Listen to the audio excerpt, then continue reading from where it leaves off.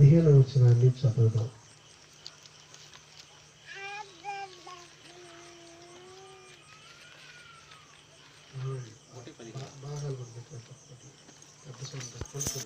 సువార్త ప్రకటించుచు సమాధాన వర్తమానము తెలియజేయు వారి పాదములు పర్వతముల మీద కనబడుచున్నవి. యూదా, నీ పండుగలను ఆచరింపుము, నీ మొక్కుబడులను చెల్లింపుము. వ్యర్థుడు నీ మధ్య సంచరించడు. వాడు బొత్తిగా ఏమైపోయాడంట? నాశనమాయను. వ్యర్థుడు ఇప్పుడు ఉన్నాడంట. ఎవరు? వ్యర్థుడు ఇప్పుడు ఉన్నాడంట. వ్యర్థుడు మధ్య సంచారం చేస్తా ఉన్నాడంట. సువార్త ప్రకటించచ్చు. నహూము గ్రంథము 1వ అధ్యాయం 15వ వచనము. సువార్త ప్రకటించచ్చు, సమాధాన వర్తమానము తెలియజేయవని పాదములు పర్వతముల మీద కనబడుచున్నవి. అంటే ఎత్తైన స్థలాలలోనికి సువార్త ప్రకటించేవారు ఎత్తబడుతూ ఉన్నారు. వారి పాదాలు కనబడతా ఉన్నాయి. అయితే ఇక్కడ అంటున్నాడు ఏమంటే, యూదా, నీ పండుగలను ఆచరింపుము. యూదాతో చెబుతున్న మాట ప్రవచనాత్మకంగా. అప్పుడు ఇజ్రాయేలు పతనం అయిపోయింది. ఇజ్రాయేలు 10 గోత్రాలు పతనం అయిపోయినాయి. యూదా గోత్రం మాత్రం మిగిలి ఉంది. యూదుల్లో బెన్యామీను కలిసి ఉన్నారు. వాళ్ళతో ప్రవచిస్తూ ఉన్నాడు నహూము ప్రవక్త. యూదా, నీ పండుగలు ఆచరింపము, నీ మొక్కుబడులను చెల్లింపము. వ్యర్థుడు ఒకడున్నాడు, నీ మధ్యనే సంచరించడు. వాడు బొత్తిగా నాశనమాయను. చూసారా? ఎప్పుడు బొత్తిగా నాశనం అవుతున్నాడంటే, యూదులు వాళ్ళ మొక్కుబడులను దేవుడికి చెల్లిస్తూ, యూదులు వాళ్ళ పండగలను వాళ్ళు ఆచరిస్తే ఇక వ్యర్థుడు వాళ్ళ మధ్య సంచారము చేయడు. ఈ రోజున చూడండి, యూదా కంట నీ పండగలు అన్నాడు. నీ పండుగలు అంటే యూదులకి ఏం పండుగలు ఉన్నాయి? వాళ్ళు ఏర్పాటు చేసుకున్నారు. దేవుడు చెప్పాడు వాళ్ళ పండుగలో. దేవుడు ఏర్పాటు చేశాడు కానీ వాళ్ళు ఏర్పాటు చేసుకున్నాయి కాదు. యేసు ప్రభు జనన దినం గురించిన పండుగలు, యేసు ప్రభు మరణ పునరుద్ధానాల గురించిన పండుగలు, వాటికి సంబంధించిన ఉపవాస పండుగలు, ప్రభు ఏర్పాటు చేసుకున్న విశ్రాంతి దినపు పండుగలు యూదులకు ఇచ్చాడు దేవుడు. అవన్నీ కూడా దేవునివి, వాటిని యూదులకు ఇచ్చారు. యూదుల్లో నుంచే రక్షణ కలుగుతుంది అని ప్రభు సెలవిచ్చాడు. దేవుని స్తోత్రం కలుగుగాక. లూకా సువార్తలో చెప్పబడిన మాట ఏంటంటే,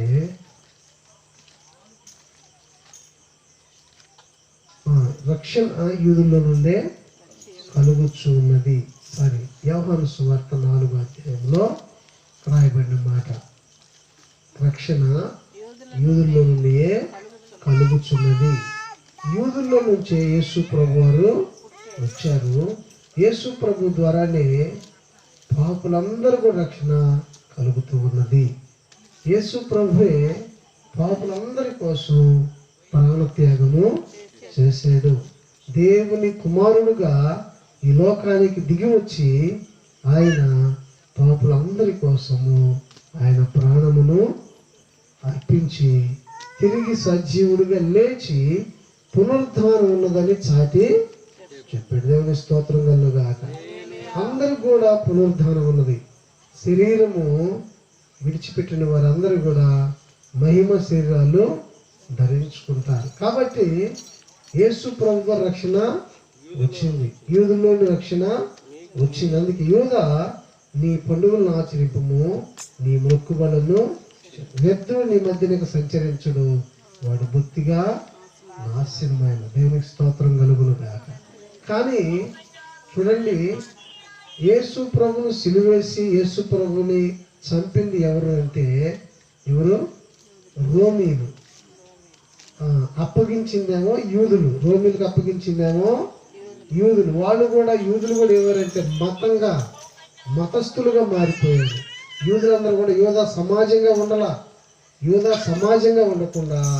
యూదా మతస్థులుగా మారిపోయారు. వాళ్ళు ఒక మూఢ విశ్వాసాన్ని ఏర్పాటు చేసుకున్నారు. దేవాలయ సంబంధ ఆచారాలు కనిపెట్టుకున్నారు.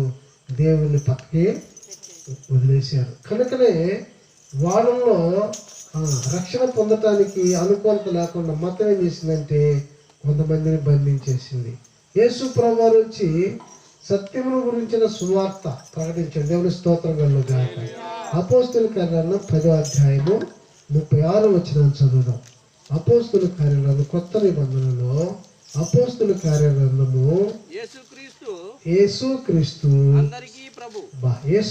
అందరికీ ప్రభు, ఆయన ద్వారా దేవుడు సమాధానకరమైన సువార్తను ప్రకటించి ఇశ్రాయేలుకు పంపిన వర్తమానము ఎరుగుదురు. దేవునికి స్తోత్రం కలుగుగాక. చూడండి, అపోస్తుల కార్యం 10వ అధ్యాయంలో పేతురు ప్రసంగం చేస్తాడు. యేసుక్రీస్తు అందరికీ ప్రభువు, ఆయన ద్వారా దేవుడు సమాధానకరమైన సువార్త ప్రకటించి. యేసు ప్రభు ప్రకటించిన సువార్త ఏది? సమాధానకరమైనది, మత సంబంధమైంది కాదు. మతంలో ఏముంటుంది? కొట్లాట్లు ఉంటాయి. మతంలో ఏముంటాయి? యూదుల్లో భేదాలు వచ్చేసి అనేక మందిలో. యూదులు ఎన్ని తెగలుగా మారిపోయారంటే శాస్త్రులుగా, పరిసయ్యులుగా, సద్దుకయ్యులుగా, ధర్మశాస్త్ర పండితులుగా ఇట్లా మారిపోయారు అందరూ కూడా. ఎందుకంటే మతం వల్ల రావడం వల్ల మతంలో శాఖలు వచ్చేసినాయి. ఇప్పుడు క్రైస్తవ మతంలో శాఖలు ఎలాగొచ్చేసినాయి? అలాగొచ్చేసినాయి. అందుకే ఈ వ్యక్తుడు అనేవాడు పరిశుద్ధ సమాజం లేకుండా నశించిపోయాడు. కానీ ఈ మతాన్ని ఎన్నుకున్న వాళ్ళు వాడు వ్యక్తుడు అనేవాడు పోనే వాళ్ళ నాశన పుత్రుడు ఎవరిలోంచి నశించిపోయాడంటే యేసు ప్రార్థన చేసి చెప్తా ఉంటాడు. ఏమంటే, తండ్రి వీరిలో నాశన పుత్రుడు మాత్రం నశించిపోయాడు, వీళ్ళు ఇంకేమీ నశింపలేదని చెప్తారు. దేవుని స్తోత్రం కలుగును గాక. అపోస్తులు ప్రభువుని వెంబడించడం ద్వారా ప్రభు చెప్పినటువంటి పరలోక రాజ్య సువార్త నమ్మి అపోస్తులందరూ కూడా సమస్తాన్ని విడిచిపెట్టారు. వెంబడించడం ద్వారా వారిలో నశించిపోయింది ఎవరంటే నాశన పాత్రుడు మాత్రం నశించిపోయాడు. కానీ వాళ్ళలో పరిశుద్ధత ఉంది, వాళ్ళలో నిత్య జీవానికి సంబంధించినటువంటి సత్క్రియలు, సద్భక్తి, దేవుని వినయ విధేయతలు అన్నీ కూడా ఉన్నాయి.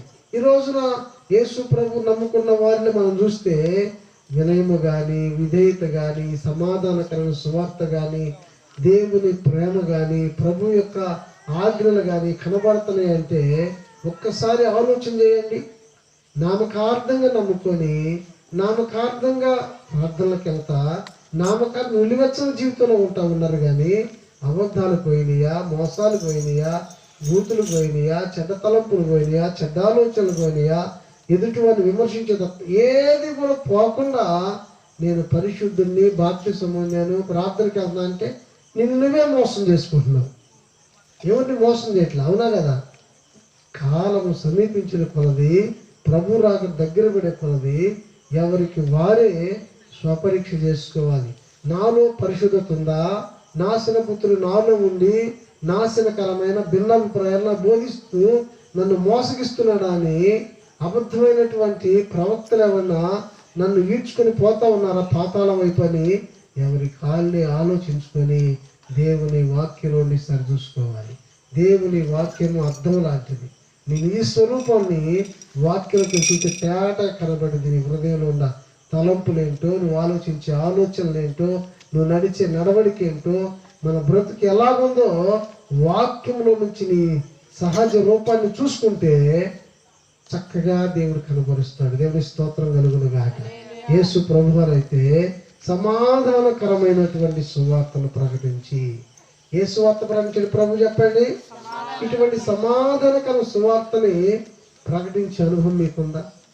చూడండి, మన కాలనీ వెళ్ళటానికి ప్రయత్నం చేస్తుంటే ప్రభు నాకు బయలుపరచు ఏంటంటే ఒక్కళ్ళైనా కానీ ప్రభు మీద ఆసక్తి చూపలేకపోతా ఉన్నారు. అక్కడ ఒక్కళ్ళైనా కానీ లోకాశల్లోంచి లోకాచరణ బయటికి రాలేకపోతున్నారు. అక్కడ ఎంతో కష్టపడి ప్రార్థన చేసి ఎన్నో కార్యాలు చూశారు, ఎన్నో దయ్యాలు దేవుని వెళ్ళగొట్టడం చూశారు. కానీ వాళ్ళు లోబడే మనస్సు దేవుని అనుకూలంగా మార్చేసుకొని సేవకునే మోసం చేయని ఆలోచనతో ఉన్నారు. కాబట్టి ప్రభు అక్కడ నడిపింపు ఇవ్వట్లా. చూడండి, నరకానికి వెళ్ళిపోయి వాళ్ళని సాతాన్ని కొట్టుకున్న తర్వాత మనం ఎంతో ప్రయాసపడాలి, ప్రార్థన చేస్తాం. కానీ వాళ్ళు మనసులో మారకపోవడం ద్వారా, హృదయాలు కఠినం చేసుకోవడం ద్వారా సత్యవాక్యానికి దూరస్తులుగానే ఉండిపోతున్నారు. అందుకే సత్యవాక్యాన్ని ప్రకటించడానికి అడుగులు వేద్దాం అంటే దేవుని యొక్క నడిపింపు అనేది సేవకుడికి దేవుడు ఇవ్వనే ఇవ్వట్లేదు. అనేక మంది అలాగనే ఎవరికి ఇష్టమైనట్లు వాళ్ళు నడుచుకుంటాం, మేము భక్తి చేస్తున్నాం అనుకుంటున్నారు. అలా కాదు. వాక్యపు వెలుగులో సహజ ముఖాలు, సహజ జీవితాన్ని చూసుకోవాలి. దేవునికి స్తోత్రం కలుగును గాక. హల్లెలూయా. ప్రభు అయితే సమాధానకర సువార్తను ప్రకటించాడు. ఇజ్రాయేల్ పంపిన వర్తమానము మీరు ఎరుగుదురు. దేవుడు ఏ వర్తమానాన్ని పంపించాడో ప్రభులు ఆ వర్తమానం చక్కగా ప్రకటించాడు. ఆయన కొరకు నియమించబడినటువంటి ప్రతిదీ ఆజ్ఞ ఆయన నెరవేర్చబడింది. ఆయన పునరుద్ధరణై తిరిగి లేచాడు. ప్రపంచానికి శాంతిని ప్రకటించాడు. దేవుని స్తోత్రం కలుగును గాక. హల్లెలూయా, హల్లెలూయా. రోమా పత్రిక, అందరూ బైబిల్ గ్రంథాలు తెలిసి రోమా పత్రిక కొత్త నిబంధనల నుంచి రోమా పత్రిక 10వ అధ్యాయము 15వ వచనాన్ని చదువుదాం. ప్రకటించువారు పంపబడని ఎడల ఎట్లు ప్రకటించుదురు? ఇందు విషయమై ఉత్తమమైన వాటిని గుర్చిన సువార్త ప్రకటించు వారి పాదములెంతో సుందరమైనవని రాయబడి ఉన్న. దేవునికి స్తోత్రం కలుగును గాక. ఇక్కడ రాయబడిన మాట చూడండి. ప్రకటించు వారు పంపబడని ఎడల ఎట్లు ప్రకటించుదురు? దేవుడు పంపిస్తేనే మనం వెళ్ళి ప్రకటించగలుగుతాం. ప్రభు కనుక మనకు ఆ పంపకపోతే మనం వెళ్ళాలనుకుంటాం కానీ సత్యవాక్యాన్ని ప్రకటించడానికి వెళ్ళలేం. కానీ సాతాను అయితే డబ్బుల కోసం నెడతా ఉంటాడు. అక్కడికి వెళ్ళు, ఆ ఇంటికి వెళ్ళు, ఈ ఇంటికి వెళ్ళని. డబ్బుల కోసం వెళ్ళే వాళ్ళందరూ దేవుడు నెడుతున్నాడు. దేవునికి సిరికి అసలు పొంతన కుదరలే. డబ్బు కాసిపోడు ఎక్కడికైనా వెళ్తాడు. ఏ మాయమాటలని చెబుతాడు. అలా మనం చెప్పలేము, చేయడం కూడా లేవు. మనకు డబ్బులు అవసరం లేదు. ఎందుకంటే పరలోకమందున్న తండ్రికి ప్రార్థన చేసుకుంటాం. మనకి ఏ రూపంలో ఆయన ఇవ్వాలో ఆ రూపంలో ఆయనకి ఇస్తాడు, మనకిస్తాడు ఆయన. మనమైతే దేవుని అడ్డం పెట్టుకొని, ప్రభు పరిచయం అడ్డం పెట్టుకొని డబ్బుల కోసం పరిగెత్తనే కూడదు. గృహ దర్శనాలని చాలా మంది 3వ తారీఖు, 5వ తారీఖు, 10వ తారీఖు జీతాలు వస్తున్నప్పుడు పరిగెడుతూ ఉంటారు. అది వారి జీవితానికి ప్రమాదకరమైంది. గుర్తుపెట్టుకోండి. డబ్బుల కోసం పరిచర్య కాదు, నశించిపోయిన ఆత్మల కోసం మనం పరిచర్య చేయాలి. సత్యమును గురించిన మాటలు తెలియపరచాలి. అసత్యంలో ఉండి బయటికి తీసుకురావాలి. చూడండి, యూదా నీ పండుగలను ఆచరించుము అంటే యూదా పండుగలన్నీ వెళ్ళిపోయి రోమీల పండుగలన్నీ వచ్చినాయి మతంలోకి. చూసారా మతానికి మార్గానికి ఎంత తేడా ఉందో? రోమీలు యేసు సిలువెత్తి చంపారు. రోమీలే మళ్ళీ యేసు ప్రభు గురించి ప్రకటన చేయడానికి విగ్రహాలు తెచ్చిపెట్టారు, బొమ్మలు తెచ్చిపెట్టారు, సిలువలు తెచ్చిపెట్టారు, రకరకాలుగా పెట్టేసి వారి పండగలని చూడండి దేవుని పండగలుగా ప్రకటన చేసేసారు. ఎవరంటే రోమీలు, రోమా చక్రవర్తులు. ఎందుకంటే అందరు ప్రభుని నమ్ముకున్నారు, ప్రభు గారు అద్భుతాలు జరుగుతున్నాయి, అందరూ కూడా పేదలందరూ సువార్త నమ్ముతా ఉన్నారు. అంతా కూడా మారిపోయి ప్రభు పరిచయాలు మారిపోతుంటే వీళ్ళందరినీ ఎలా చెడగొట్టాలని రోమీల్ని ఎన్నుకున్నాడు. మళ్ళా సాతాను ఎన్నుకొని ఏం చేయడం ప్రారంభించంటే రోమీల దేవతల ఆచార సంబంధమైన పండుగల్ని తీసుకొచ్చి పెట్టి ప్రభు పండుగలుగా చేపిస్తూ ఉన్నాడు. యూదా పండుగలన్నీ కూడా, దేవుని పండుగలన్నీ కూడా కనుమరుగు చేశారు. కానీ ఈ రోజుల్లో చూడండి, మనకు దేవుడు బయలుపరిచినటువంటి మార్గంలోకి మనం రావాలి. దేవుడు చెప్పిన ప్రతిదీ అది మనకిచ్చాడని మనం నమ్మాలి. దేవుడు చెప్పిన ప్రతిదాన్ని, వాక్యం లేని ప్రతిదాన్ని మనం తీసుకోవాలి. చూడండి, చివరికి రోమీలు ఏర్పడిన క్యాలెండర్ కూడా సూర్యమాన క్యాలెండర్ తీసుకొచ్చి క్రైస్తవ మతానికి అంటగట్టేశారు సాతాను. చూడండి, బైబిల్ క్యాలెండర్ ప్రకారం నడవనీయకుండా. చూసారా, మొట్టమొదటి నరుడైనటువంటి ఆదాము ఎన్ని సంవత్సరాలు బతికాడు? 930 సంవత్సరాలు బతికాడు ఆదాము. చూడండి, మరి ఏ క్యాలెండర్ లెక్క ప్రకారం సంవత్సరాలు లెక్క పెట్టుకున్నాడు? దేవుడప్పుడే దినాలను, వారములను, సంవత్సరములను, కాలాలను అన్నిటినీ తెలియపరిచాడు. దేవుని స్తోత్రం కలుగును గాక. ఆదికాండం 1వ అధ్యాయం 14 వచనంలోనే సూర్యుడు చంద్రుని అందుకే నియమించాడు. సూర్యుడి ద్వారా, చంద్రుడి ద్వారా, ఋతువుల ద్వారా, కాలాల ద్వారా, దినముల ద్వారా, వారముల ద్వారా సంవత్సరాలను మనం లెక్కించుకోవడానికి సూర్యుడిని, చంద్రుని దేవుడు కలుగజేసాడు. దేవుడి స్తోత్రం కలుగుగాక. వాటికి ముద్ర వేశాడు, సూచనలు కలుగు చేశాడు దేవుడు. వాటిని బట్టి మనము దినములు లెక్కించుకొని దేవుడు నియమించినటువంటి పరిశుద్ధమైన దినాలలో పరిశుద్ధ సంఘంగా మనం కూడుకొని పరిశుద్ధ దేవుని మనం ఆరాధించి పరిశుద్ధ దేవుని ద్వారా పరిశుద్ధులుగా తీర్చబడాలి. దేవుని స్తోత్రం కలుగుగాక. నేను సువార్తను నమ్మానని, బాప్తిస్మని, రక్షణ పొందుకున్నానని భ్రమపడుతూ పాపంలో జీవించే అనేక మంది ఉన్నారు. మోసపోతారు, వాళ్ళని వాళ్ళే మోసం చేసుకుంటున్నారు. అబద్ధాన్ని ప్రేమించి, అబద్ధాన్ని నమ్మి, అబద్ధాన్ని కొనసాగిస్తూ, అబద్ధాన్ని బోధిస్తూ ఈ లోకంలో సిరి కోసం దేవుని సైతం పక్కన పెట్టేసుకుంటా ఉన్నారు. నా ప్రియ సహోదరి సహోదరులారా, ప్రభు అయితే ఈ లోకంలో సిరిని గురించినటువంటి బోధన ఏమి చేయలేదు. పరలోక రాజ్యం గురించి ప్రకటించాడు. దేవుని స్తోత్రం కలుగును గాక. ఇప్పుడు బోధలన్నీ కూడా భిన్నంగా మారిపోయినాయి. చూడండి, ఇక్కడ రాయబడిన మాట ఏమన్నది? ప్రకటించేవారు పంపనేలా ఎట్లు ప్రకటించుదురు? ఇందు విషయమై ఉత్తమమైన వాటిని గుర్చిన సువార్త, ఉత్తమమైన దాని గురించి సువార్త ఉంది. ఉత్తమము కాని సువార్త కూడా, ఉత్తమము కాని సువార్త కూడా ఉంది. మరియమ్మంట ప్రభు పాదం దగ్గర కూర్చొని ఉత్తమమైన సువార్తని వింటా ఉంది. మా అత్తమ్మ ఈ లోక సంబంధం పని భారాలు పెట్టుకొని ఉత్తమమైన సువార్తను వినటం లేదు.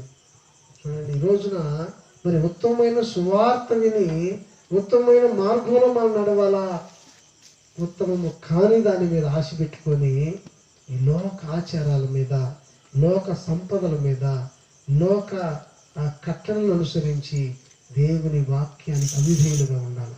దేవుని వాక్యానికి విధేయులుగా మనము ఉండాలి. దేవునికి స్తోత్రం కలుగును గాక. హల్లెలూయా. చూడండి పిల్లలారా, ఉత్తమమైన వాటిని గురించి సువార్త ప్రకటించు వారి పాదములతో సుందరమైనవని రాయడు. అందుకే ఉత్తమమైన దానిని గురించిన సువార్త మనం ప్రకటించాలని రోమా సంఘానికి అపొస్తలుడైన పౌలు భక్తుడు రాస్తూ ఉన్నాడు. దేవుని స్తోత్రం కలుగును గాక.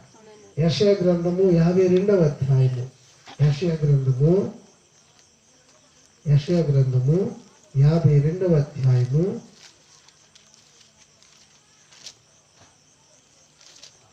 1వ వచనం చదువుదాం. సియోను లెమ్ము, లెమ్ము, నీ బలము ధరించుకొనుము, పరిశుద్ధ పట్టణము యెరూషలేమా, నీ సుందర వస్త్రములను ధరించుకొనుము. ఇక మీదట సున్నతి పొందని వాడు ఒకడైనను,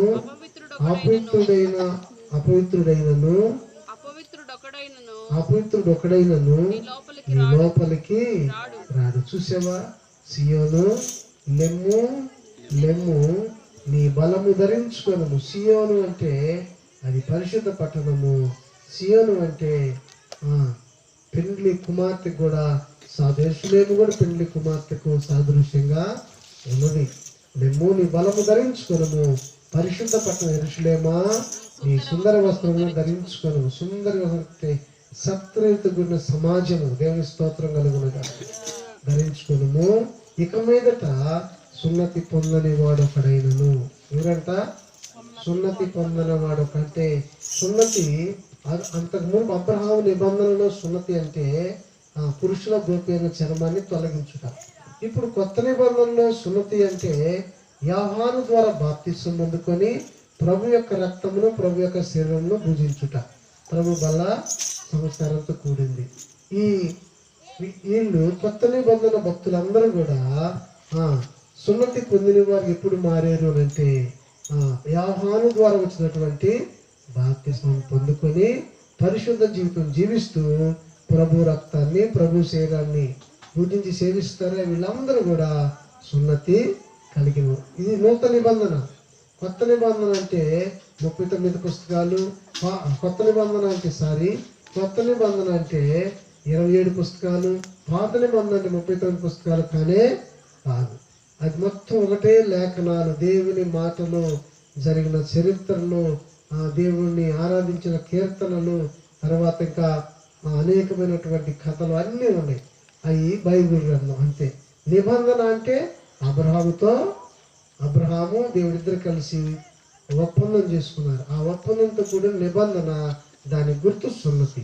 అలాగే కొత్త నిబంధనలో ఆది అపోస్తులతో ప్రభు చేసిన ఒప్పందము, అపోస్తులు ప్రభు తీసుకున్న ఒప్పందము, ఇది కొత్త నిబంధన. నిబంధన అంటే అర్థము ఇద్దరు వ్యక్తుల మధ్య కుదుర్చుకున్న ఒప్పందాన్ని నిబంధన అంటారు. కాబట్టి అప్పుడు అబ్రహాముతో ఒక నిబంధన, ఇప్పుడు శిష్యులతో ఒక నిబంధన. ఇది కొత్త నిబంధన. కొత్త నిబంధన గుర్తేంది?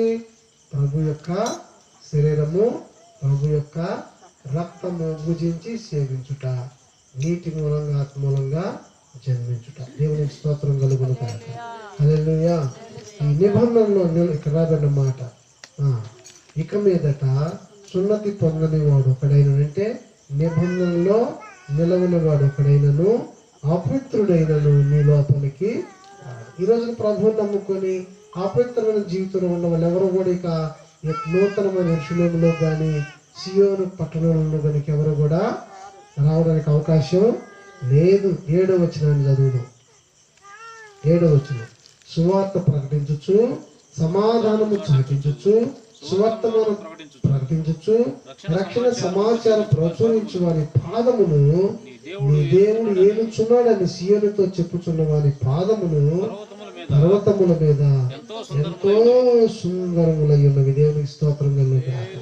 నీ పాదాలు ప్రభు వచ్చిన తర్వాత సియోను సుందరంగా కనబడాలంటే ఇక్కడ నీవు సత్య సువార్త ప్రచురించాలి. నామకార్థకు ఎంతమందికి బాప్తిసం ఇస్తే ఉపయోగం ఏముంది? డబ్బును ఆశించే వాళ్ళని, పాస్టర్ గారి సహాయం వచ్చేదని ఆశించే వాళ్ళని, లేకపోతే ఇంకేదో ఆశించే వాళ్ళని, ఇంకేదో కావాలని కోరుకునే చెడ్డ కోరికలు గలవాలని, ఎంత సువార్జకుని బాప్తిజం ఉపయోగమో లేదు. అన్నిటిని త్యాగం చేసి దేవుని దగ్గర ఏం చేయాలి? త్యాగం చేయాలి. ఈ లోకాన్ని త్యాగం చేయాలి, ఈ లోక బంధువులను త్యాగం చేయాలి, ఈ లోక ఆచారం త్యాగం చేయాలి, లోకంలో ఉన్న డబ్బుని త్యాగం చేయాలి. ఏది కాకుండా ప్రభువుని ఖచ్చితంగా ఆనుకునే మనస్సు నీకు రావాలి. అంతే. నేను రాకపోతే నీకు రాకపోతే పోనీ వాళ్ళ కోసం నువ్వు వెళ్ళి నరకంలో పడిపోతావా? ఆచారంలోకి వెళ్ళి నరకంలో పడిపోతావా? చెప్పండి. చేయకుండా పనులు చేసి మాట్లాడుకున్న మాట్లాడి పవిత్రత కోల్పోతే మళ్ళా నువ్వు పరిశుద్ధి ఎలా పొందుకోగలుగుతావు? అవునా కదా? అన్నిట్లో ఉండి నేను దేవుడిని ఆరాధిస్తున్నాను భ్రమపడితే అగ్నిగుండంలోకి వెళ్ళా తెలిసింది. ఈ లోపల ఇంకొక జన్మ ఉందా? మనకి లేదు. ఇంకో జన్మ ఉందా? ఇంకో జన్మ లేదు. అలాగని యుగ యుగాలు ఇక్కడే బతుకుంటామా? బతుకం.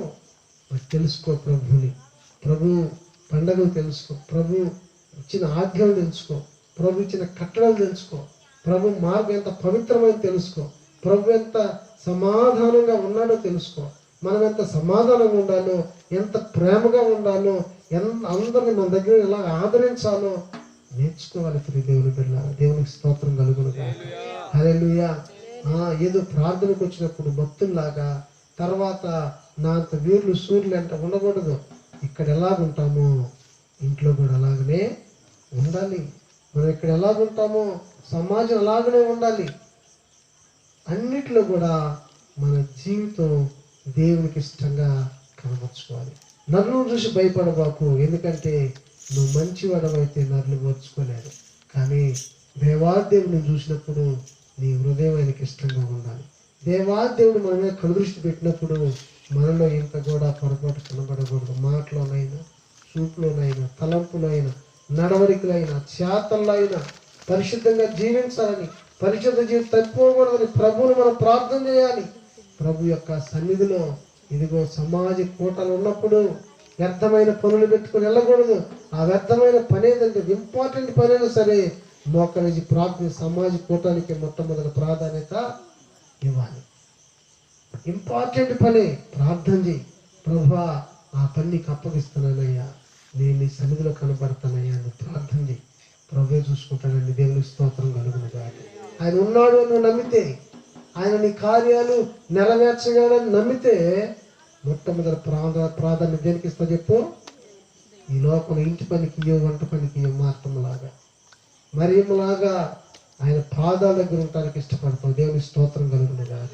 హల్లెలూయా, హల్లెలూయా, హల్లెలూయా. మనం నమ్మకస్తులుగా ఉండాలి. మనం ఎలా కూడా చెప్పండి, నమ్మకస్తులుగా.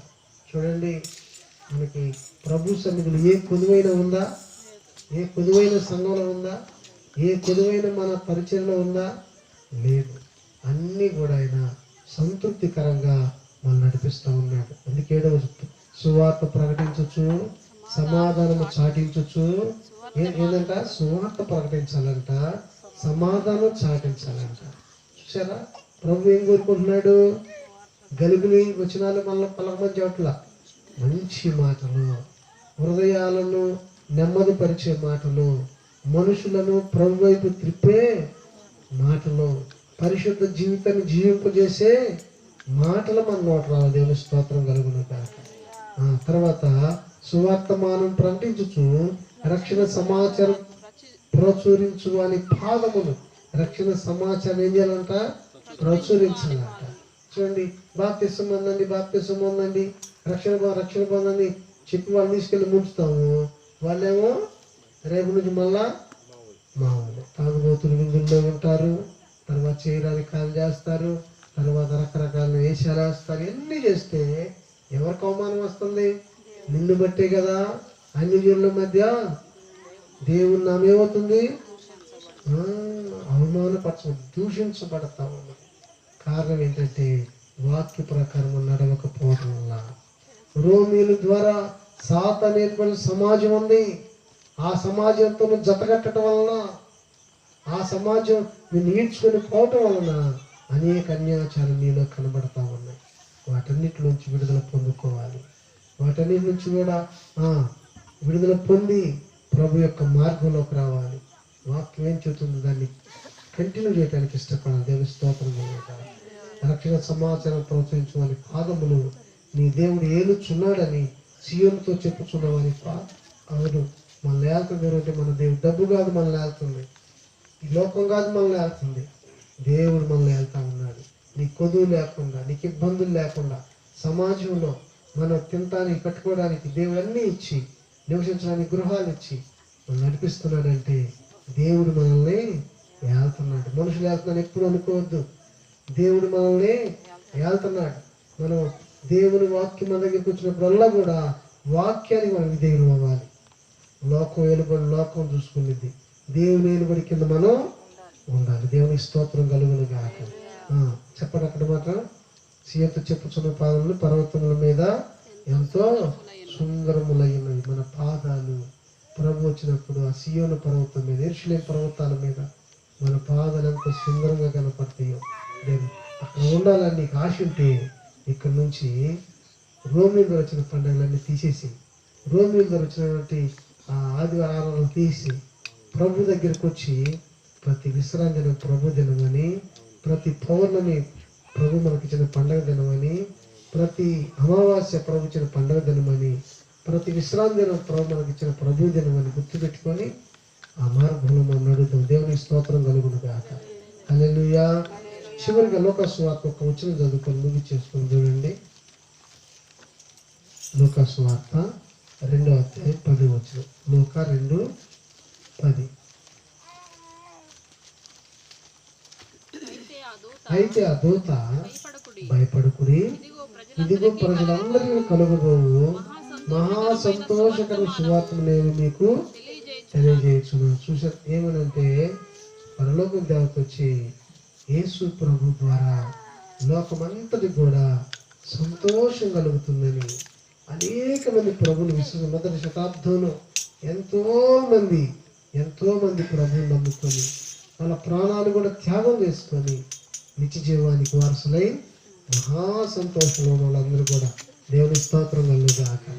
అయితే ఆ దూత భయపడకు, భయపడాల్సిన అవసరం లేదు, ప్రజలందరూ కలుగుతూ మహా సంతోషకరమైన వర్తమానం నేను మీకు తెలియజేయుచున్నాను. యేసు ప్రభు గురించిన వార్త దేవదూత సంతోషకరమైన వార్త మనకిచ్చారు.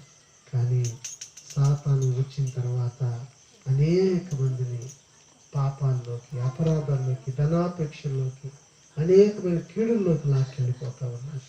ప్రభు బిడ్డలుగా మనము గుర్తెరిగి ప్రభు ఇచ్చిన సంతోషాన్ని కోల్పోకుండా, దేవుని బిడ్డకి ఏం కలుగుతుంది? సంతోషం, అవమానమా? నిలువెచ్చకుండా ఉండే కదా బాధల్లోకి వెళ్ళిపోతున్నారు, కష్టాల్లోకి వెళ్ళిపోతున్నారు, ఇబ్బందుల్లోకి వెళ్ళిపోతున్నారు. అన్నిటికీ లోబడి గొప్పలు చెప్పించుకునే వాళ్ళే కదా ఇబ్బందులు పాలైపోతున్నారు. పొగడ్తలకు అలవాటు పడిపోయిన వాళ్ళే కదా ఇబ్బందులు పడిపోతున్నారు. తగ్గించుకొని ప్రభు యొక్క స్వరూపంలో మారి వినయంతో విధేయంతో భక్తి చేసే వాళ్ళకి దేవుడు తోడుగా లేడా? తోడుగా ఉన్నాడు. దేవుని స్తోత్రం కలుగునుగా. హల్లెలూయా. దేవుడు తోడుగా ఉండి ఏ అపాయం రానికుండా ఆయన సత్య సువార్తని వినే వారికి ప్రకటించుటకైనా పంపిస్తూ ఉన్నాడు. దేవుని స్తోత్రం కలుగునుగా.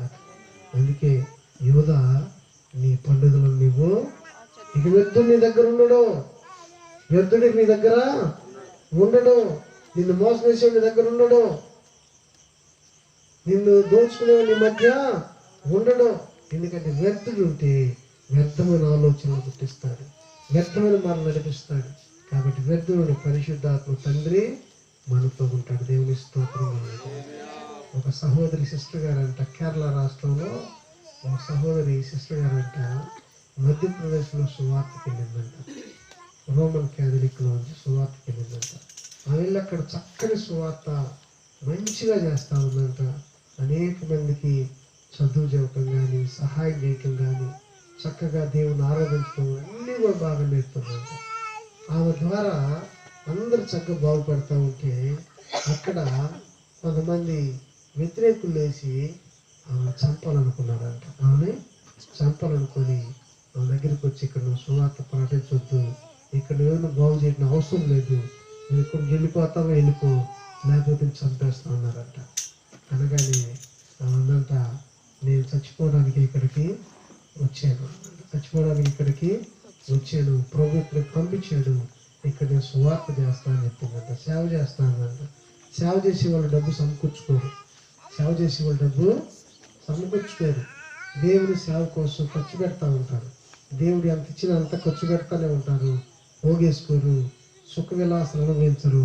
ఇక్కడి నుంచి వెళ్ళిపోమంటే దేవుడు పంపిస్తే వెళ్ళరు. దేవుడు ఆమె ఇచ్చిన దర్శనం ఆమె చనిపోయింది ఎక్కడని దర్శకుడు ఆమెనంట వాళ్ళ చెల్లికి ఫోన్ చేసి చెప్పిందంట, చెల్లి ఇక్కడ నేను సువార్త ప్రకటన వచ్చాను, ఇక్కడ నేను చనిపోవలసి ఉన్నది, కాబట్టి నేను చనిపోయిన తర్వాత నువ్వు నన్ను చంపిన ఆయన జైల్లో ఉంటాడు, అక్కడికి వెళ్ళి నువ్వేం చెబుతావంటే, మా అక్కను నువ్వు చంపినందుకు మా అక్క నీ మీద పగబెట్టుకోలేదు, మా అక్కను నువ్వు చంపినందుకు మా అక్క నిన్ను ద్వేషించలేదు, మా అక్క నిన్ను ప్రేమించిందని చెప్పమంది, మా అక్క నీకు యేసు ప్రభువు చెప్పమని చెప్పింది, మా అక్క మిగిల్చిన సువార్త ఇక నువ్వేం చెయ్యాలంట అని చెప్పమంది, యేసు ప్రభువు నీకు క్షమిస్తానని చెప్పమని చెప్పింది అని చెప్పు అని వాళ్ళ చెల్లి చెప్పిందంట. అని చెప్పి అక్కడ సేవ చేస్తానే ఉంది. ఒకరోజు వాళ్ళ ఇంటికి వెళ్ళి, ప్రభువా ఇక ఎటు చనిపోతాను నాకు బయటకొచ్చావు కాబట్టి నేను మా ఇంటికి వెళ్ళి మా అమ్మని నాన్నని మా సహోదరుని అందరం చూసి మళ్ళా వస్తాను ప్రభు అని బయలుదేరి ఆమె వెళ్తా రోడ్డు మీద బస్సు కోసం నుంచుందంట. అప్పుడు ఒక బస్సు వచ్చి ఆగింది ముందు. ఆగగానే ఆమె బస్సు ఎక్కింది. బస్సు ఎక్కగానే వెనక సీట్లో స్థలం ఇచ్చారు. వెనక సీట్లో స్థలం వెనక కూర్చుంది. బస్సు వెళ్తూ ఉంది. మధ్య అడవుల్లోకి రాగానే బస్సును ఆపేసి ఒకటి దిగి కొబ్బరికాయలు కొట్టి ఆ కొబ్బరికాయ గులిసి అందరికీ పెడతా ఆమె దగ్గరికి వచ్చాడు. చివరి ఉంది కదా, ఆమె దగ్గరికి రాగానే ఆమె కూడా చేజాపిందంట. ఆమె పెట్టకుండా ఆయన చేతులు కట్టేసి పొడి పొడిచారంట. పొడి పొడవగానే అందంట, అందరూ అమ్మాయి అంటారు కదా, యేసయ్య ఇతన్ని క్షమించు అన్నంట. ఏముంది? యేసయ్య ఇతన్ని క్షమించు అన్నంట. రెండో పొడి పొడిచారంట, యేసయ్య ఇతను క్షమించు. మూడో పొడి, యేసయ్య ఇతను క్షమించు. నాలుగో పొడి, యేసయ్య ఇతను క్షమించు. 40 కోట్లు పొడిచారు. యేసయ్య ఇతన్ని క్షమించు. 40 కోట్లు కూడా ఆ పొట్టలోనే పెడుతుందంట. యేసయ్య ఇతన్ని క్షమించు అందరు. తర్వాత అందరు బస్సు పారిపోయారు. ఆ రక్త మడుగులో చనిపోయింది. వాళ్ళ ఇంటికి వెళ్ళలేదు, వాళ్ళ అమ్మ నాన్న చూడలేదు. ఎప్పుడైతే ఆమె చనిపోయిందని తెలిసిందో ఆ చంపిన ఆయన తీసుకెళ్ళి జైల్లో పడేశారు. జైల్లో ప్రభు ఇచ్చిన దర్శన ప్రకారం దొరికాడు, జైల్లో పడేశారు. ఈ మట్టి కార్యక్రమం అక్కడ అయిపోయింది. తర్వాత కొన్ని రోజులకి వాళ్ళ చెల్లికి గుర్తొచ్చింది, మా అక్క ఇలా చెప్పమని కదా, నేను చెప్పలేదు అని. వెంటనే వచ్చేసింది. వచ్చి జైలు కాడికి వెళ్ళింది. జైలు కాడికి వెళ్తే వాళ్ళు అడిగారంట, ఎవరిని కలపాలన్నా తన కలవాలి. అయితే ఆయన నీకేమవుతుందంటే మా సొంత అన్నయ్య అన్నంట. ఏమన్నా మా సొంత అన్నయ్య 3 మాటలు చెప్పి వచ్చేస్తానంటే సరే అన్నది ఇచ్చారు. వెళ్ళిందంట. వెళ్ళి చెప్పిందంట, మా అక్క నేను ద్వేషించలేదు, మా అక్క నువ్వు చంపుతావని ముందే తెలిసినప్పుడు కూడా నిన్ను ప్రేమించింది. మా అక్క మిగిల్చి వెళ్ళినటువంటి పరిచర్య నువ్వు చేయాలని దేవుడు చెప్పాడంట. దేవుడు కూడా నిన్ను యేసు ప్రభుని క్షమించాడని చెప్పిందంట. అంతే, అప్పుడు వాడి హృదయం దేవుడు తెలిసాడు. వాడి గుండెలు పగిలిపోయి జైల్లో పడి ఏడ్చి చొక్కా చించేసుకొని ఉత్తమురాలు నేను చంపాను, దేవుని బిడ్డను నేను చంపానని కన్నీళ్ళు వేసి ప్రార్థన చేశాంట ఆ జైల్లో. వెంటనే ఇది నిజంగా జరిగింది 1995లో. కాబట్టి ఇక అక్కడి నుంచి జైల్లోంచి బయటకు వచ్చాడు, పశ్చాత్తాపడ్డాడు, జైల్లో విడుదల దొరికింది, బయటకు వచ్చాడు. ఇక ఆ మిగిల్చిన పరిచర్యం చేయటం ప్రారంభించాడు. దేవుని స్తోత్రం అన్నాడు. హల్లెలూయా. దేవుడు ఎంత కఠినమైన మార్చగలిగిన దేవుడు. సత్యము తెలిసిన తర్వాత అసత్యంలోకి మనం వెళ్ళనే సత్య సంబంధులుగా ప్రాణం పెట్టింది ప్రభు కోసం. ఆ మిగిల్చిన పరిచర్యని ఆమెను పొడిచిన ఆయన చేయటం కష్టాల్లో, ఇబ్బందుల్లో, అక్కడ ఏ సమాజం అయితే ద్వేషించారో ఆ సమాజాన్ని మార్చడానికి దేవుడు అతన్ని ఏర్పాటు చేసుకున్నాడు. దేవుని బిడ్డలారా, ప్రభు కోసం మనం త్యాగం చేయాలి. పరిశుద్ధులుగా మనం ఉండాలి. పరిశుద్ధ జీవితం జీవించే వారిగా ఉండాలి. అంతేగాని నామక నిలువెచ్చని జీవితం మనం ఉండకూడదు. ప్రతి విశ్రాంతి దినం, ప్రభు దినం, ప్రతి అమావాస్య పండుగ దినం, ప్రతి పౌర్ణమి పండుగ దినం, పండుగ దినాలలో, విశ్రాంతి దినాలలో, పరిశుద్ధ పండుగలలో మనం చక్కగా పాల్గొన్నాం. అపవిత్రమైన రోమిలో వచ్చిన పండుగలన్నింటినీ కూడా మన బైబిల్లో లేవు కనుక వాటిని తీసేసి, వాళ్ళ ఆచారాలు తీసేసి, వాళ్ళ కట్టలు తీసేసి పరిశుద్ధమైన మార్గం నడుద్దాం. అటువంటి కృప దేవుడు మనకు దయచేసి ఆయన సరి తోడుగా ఉంచి పరిశుద్ధాత్మ దేవుని ద్వారా సత్యంలోని సర్వసత్యంలోనికి మనం నడిపించును గాక. ఆమేన్. హల్లెలూయా. హల్లెలూయా.